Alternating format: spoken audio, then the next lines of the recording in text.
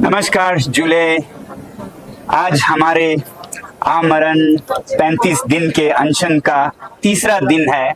सुबह से ही यहाँ पर सैकड़ों लोग एक दिन के अनशन पर जुड़ते हैं और अभी 15 लोग लंबे अनशन पर हैं, जिनमें 7 तो भूतपूर्व सैनिक हैं भारतीय सेना के, और हमारे साथ यहाँ पर सूबेदार स्तंभा जी हैं जो बहुत से युद्धों में शामिल हुए हैं। मैं 30 साल भारतीय सेना में सर्विस देने के बाद और देश का रक्षा करने के बाद आज मैं लद्दाख की जो ये मुहिम चल रहा है उसमें मैं जुड़ा हूँ।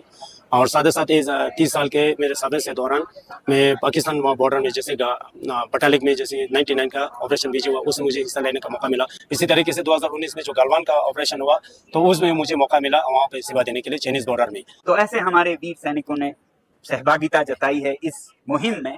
और यहाँ मेरे साथ हैं स्पाल्जेस जी। यहाँ आप समझिएगा कैसे लद्दाख के सैनिक तो सैनिक, असैनिक, बिन वर्दी के आम नागरिक भी सैनिक बनकर युद्ध भूमि में तक निकल चढ़ते हैं। तो इनसे सुनते हैं। 99 की लड़ाई में हम लोग ने वोटों ने भी बहुत से काम किए, जैसे घर से रोटियां बना के जो आपने से बन पड़ता है वो सारा सामान इकट्ठे करके सैनिक भाइयों को भेजना। उसी के साथ साथ मेरे घर से तो दो लोग भी वोटर के लिए निकले। एक तो मेरे पिताजी को सिर्फ 80 साल के थे, तब भी वो भी चल पड़े।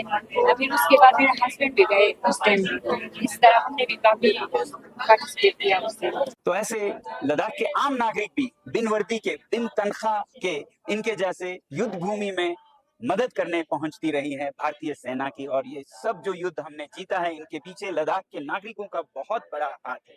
मगर आज वही लोग, बहुत उनके दिल को ठेस पहुंचा है, क्योंकि जिस देश की सीमाओं को उन्होंने खून से सींचा है, वही देश आज उनकी पुकार को नहीं सुन रहा है। तो ये लद्दाख के लिए तो बिल्कुल अच्छी बात नहीं है, बल्कि भारत की सुरक्षा के लिए भी ये अच्छी बात नहीं है, क्योंकि इससे लोगों में शंका होने लगती है कि क्या देश हमारे बारे में सोच भी रही है, जिस देश के लिए हमने कुर्बानियां दी हैं। मैं ये नहीं कह रहा हूं कि लद्दाख के लोगों की देशभक्ति कम होकर देश के विरुद्ध चला जाएगा, मगर आप समझिएगा कि लद्दाख के लोग जंग के मैदान में जाते हैं जब जब जरूरत पड़ती है। आप में से कितने लोग ऐसे जंग के मैदान में गए हैं? तो मेरा डर ये है कि लद्दाख के लोगों की देशभक्ति भी कहीं आम भारतीय नागरिक के बराबर ना पहुंच जाए। 5 साल से तड़पाया जा रहा है उन्हें एक ऐसे मांग के लिए जो कि संविधान में है, 6वां शेड्यूल, जो कि वर्तमान सरकार ने खुद वादा किया चुनावों में पहले बिंदु रखकर मैनिफेस्टो में।